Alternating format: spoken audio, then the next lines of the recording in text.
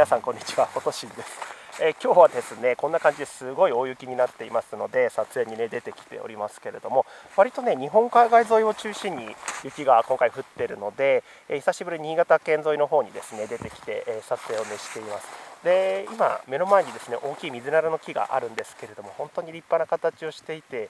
一つの幹からねたくさんの幹と枝が広がっていくような感じでね、でちょうど雪も積もっていて、でその、ね、木の下の方に針葉樹がですねこう首輪のような感じで覆っているような感じですごくねそれも可愛いので、ちょっとその2つの組み合わせを取っていけたらなと思います。タオル乗っけてるんですけどもね、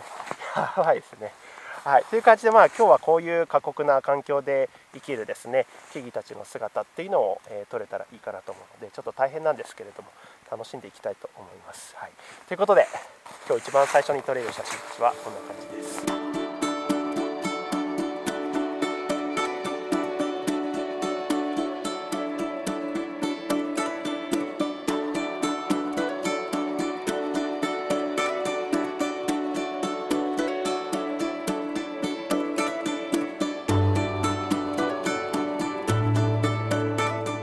今回私から皆様にご案内があります。新たにノートにてウェブマガジンを発刊いたしました。 YouTube でお伝えしきれない写真のことを記事と写真でお届けいたします。記念すべき第1回目として冬の撮影視点、ストーリー、ハウトゥーを5つの項目に分けてみっちり解説しています。私の日々の撮影について自分らしい表現やその幅を広げたい方は購読していただけると嬉しいです。購読の方法についての詳細は概要欄のリンクをご確認ください。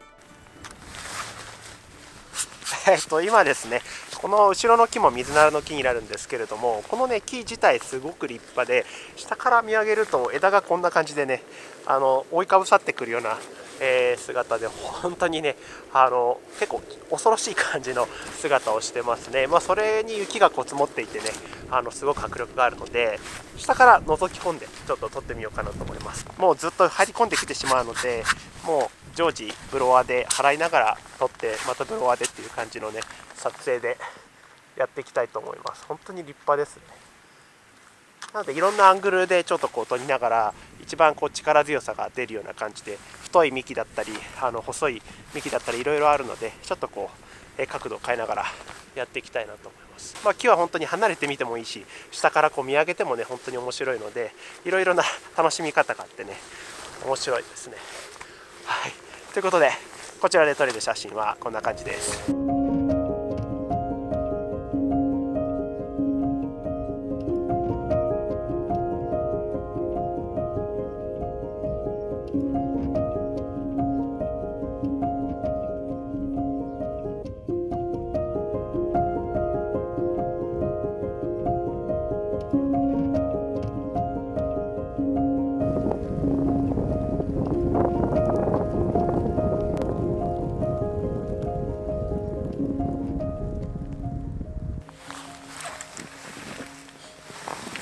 どんどんね雪が降ってきて凄まじくて、あんまりこう周りが見えないような感じなんですけれども、あそこにもね少し、立派な形をしたね木がありますね。で素直にまっすぐ生えているんではなくて、ちょっとこう C のカーブを描いて、生えているというか、こういう感じですかね。でその背後にもですねちょっとこう森というか林が続いていくんですけれども、晴れてるとくっきり見えるんですが、こんな感じで雪もすごいし霧も少し入っているので、ちょっとこう遠くにうっすらとある感じで、手前遠くでちょっとこう遠近感も出せたり、しますので、そんなところもちょっと映せたらなと思います。あとはねちょっと見にくいかもしれないんですけど、木の影も雪面にねこううっすらとこう映し出されているので、そういった白のねこのグラデーションですかね、影と光が当たっていないところのグラデーションなんかも一緒に、映せたら、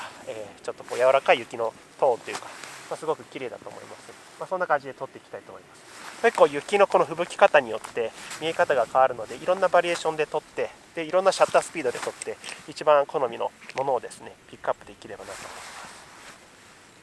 す。いやすごい、本当にすごい。はい、ということでこちらで撮れる写真はこんな感じです。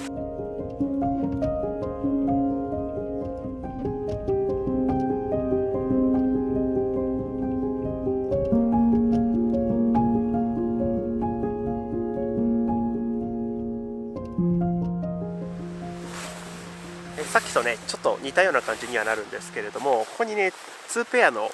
大きな木があるんですけれども、このね2ペアをねちょっとこう取っても面白いかなと思ったんですけど、ちょっとこう姿勢を低くして、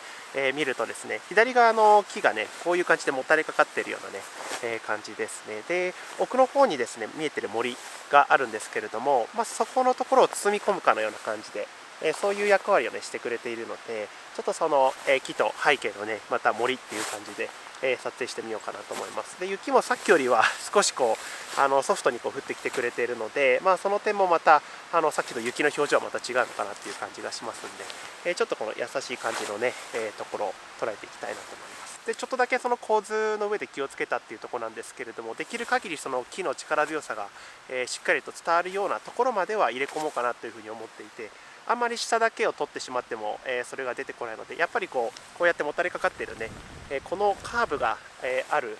ところまではしっかりと入れ込んでおきたいなっていうところと、あとは、奥の森に対してですね、その奥の森のエッジに、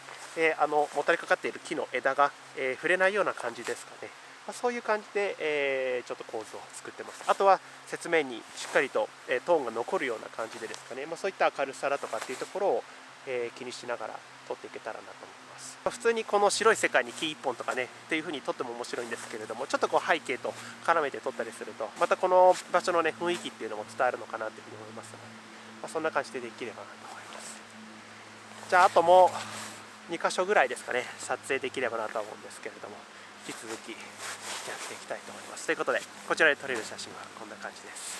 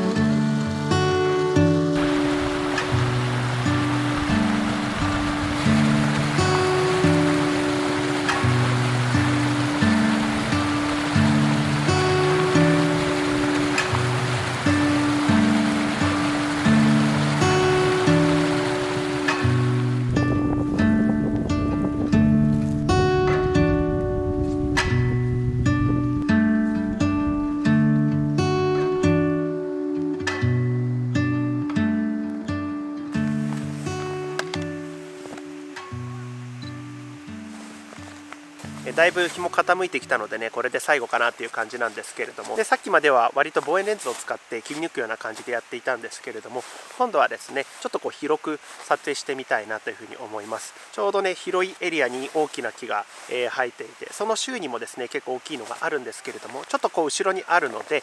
ひっそりとねしているような様子で、そういった木のグループ感っていうところをですね最後に